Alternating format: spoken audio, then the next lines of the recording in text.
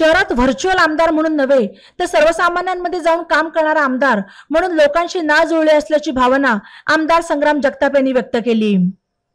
गुलमोहर रोड सावेडी येथील राष्ट्रवादी युवक काँग्रेसच्या जनसंपर्क कार्यालयाच्या उद्घाटन प्रसंगी आमदार जगताप बोलत होते।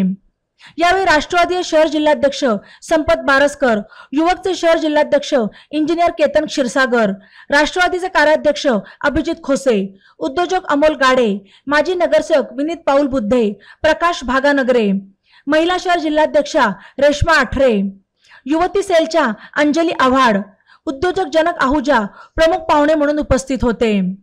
लोकांचे प्रश्न सुटण्यासाठी संपर्क कार्यालय देखील महत्त्वाचे आहे। कोणाचीही मध्यस्थी न ठेवता लोकांची थेट संपर्क ठेवून त्यांचे प्रश्न सोडवले जात असल्याचे यावेळी पुढे बोलताना आमदार जगताप म्हणाले।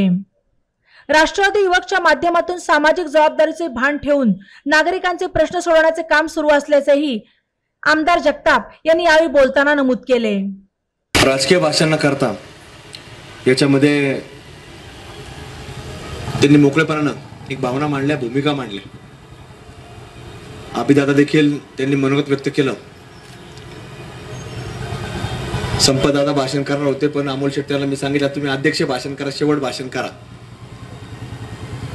आणि माझी मनापासून इच्छा होती की सागर भाऊनी भाषण करावं, पण ते सांगतात की आता ज्यावेळेला आमच्या प्रभागामध्ये तुमचा निधी येईल तर त्या दिवशी मी तिथं भाषण करेल। खरं तर सामाजिक क्षेत्रामध्ये काम करत असताना आपण सगळे मंडळी सातत्याने एकमेकाला भेटत असतो आणि भेटत असताना प्रत्येक ठिकाणी वेगवेगळी मनोगत हे आपण प्रत्येक मान्यवर आपण त्या ठिकाणी बोलत असतो। म्हणून अभिदादांनी देखील सांगितलं इथं माझं कार्यालय होतं, मला वेळ मिळाला नाही, पण अभिदादा माझं कार्यालयच नव्हतं इथं।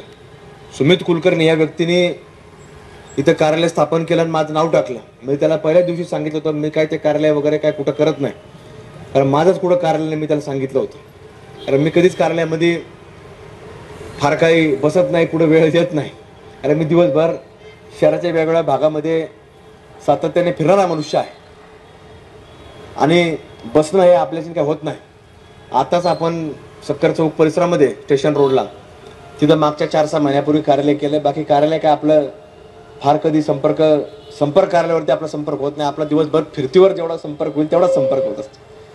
आणि म्हणून बसण्यापेक्षा जोपर्यंत आपण समक्ष कुठं जात नाहीत, लोकांमध्ये जात नाहीत, ज्या ज्या भागामध्ये जात नाही, फिरत नाही, तोपर्यंत आपल्याला परिस्थिती कळत नसते। आणि म्हणून आपण सातत्याने फिरतीवर असतो। जेवढा युवराज भाऊ तुम्हाला कल्याण रोड माहिती आहे, कल्याण रोडचं तुमचं उपनगर माहिती आहे, तेवढ्याच बारकाईने मला तुमचं कल्याण रोडचं उपनगर माहिती आहे। जेवढं संपत दादाला गुलमोहर रोड पासून तपोवन रोड पर्यंत माहिती आहे, तर तेवढाच बारकाईने मला देखील तुम्हाला सांगतो गुलमोहर रोड पासून तपोवन रोड मला माहिती आहे। हे कशामुळे असतं? हे फिरतीवर राहिल्यामुळे राहतं। व्हर्च्युअल मीटिंग फेसबुकवर कशावरती फोटो चुटो व्हिडिओ त्याच्यावर मी नसतो, पण मी समक्ष हे लोकांमध्ये असतो। आणि त्याच्यामुळे कार्यालय ही संकल्पना ही कुठेतरी असणं गरजेचं असतं। कारण की तुम्हाला एखादा मनुष्य जर अडचण सांगायची म्हटलं त्याला तुमची 1 तास 2 तासाची वेळ त्या कार्यालयावरती असणं गरजेचं असतं। एखाद्याचं जर निमंत्रण असेल तर तुम्ही जरी नसले तर तुमचा इतर सहकारी असेल त्या ठिकाणी थांबणारा सांभाळणारा, तर तो त्याच्यामध्ये तिथं असणं गरजेचं असतं, कारण तुमचं सगळं ते लिहून ठेवणारा मनुष्य लागतो। त्यामुळे मी देखील आता मागच्या 4-6 महिन्यापूर्वी तिथं कार्यालय सक्कर चौक परिसरामध्ये सुरेश भाऊ आपण ते कार्यालय तिथं केलं। आणि तिथं आता काय निमंत्रण असेल, कोणाच्या गाडी अडचण तिथपर्यंत आता येतात, ते सोडवणूकचं काम होतं, पण आपण सातत्याने लोकांमध्ये जाणं गरजेचं असतं। आणि म्हणून आपण ते सातत्याने काही लोक निवडणूक आले का दिसत असतात, निवडणूक झाल्यापर्यंत लोक दिसत नाही। आपण मात्र ज्या दिवशी गुलाल पडेल त्या दिवशी आपलं लगेच काम सुरू झालेलं असतं। आणि त्याच्यामुळं आपण सातत्याने लोकांच्या संपर्कात राहिलो, लोकांमध्ये जर राहिलो तर निश्चित आपल्याला कोणाच्याही मध्यस्थी माणसाची गरज पडत नाही। आणि त्यामुळे आपण प्रत्येकाने लोकांमध्ये असणं गरजेचं असतं। आज नगरसेवक म्हणून संपतदादा तुम्ही काम केलं, महानगरपालिकेचे विरोधी पक्षनेता म्हणून काम केलं, अमोल शेठ या भागामध्ये काम करतात, अमोल शेठच्या माध्यमातून देखील अभिदादा या भागातले म्हणजे 60-70% प्रश्न सुटलेले आहेत। तुम्ही 2 वर्षापूर्वी जर गुलमोहर रोड पाहिला असता तर या गुलमोहर रोडची देखील तुम्हाला सांगतो दुरावस्था झाली होती। ई नवा मराठा यूट्यूब चॅनलला सबस्क्राईब करा आणि बेल आयकॉनवर प्रेस करा।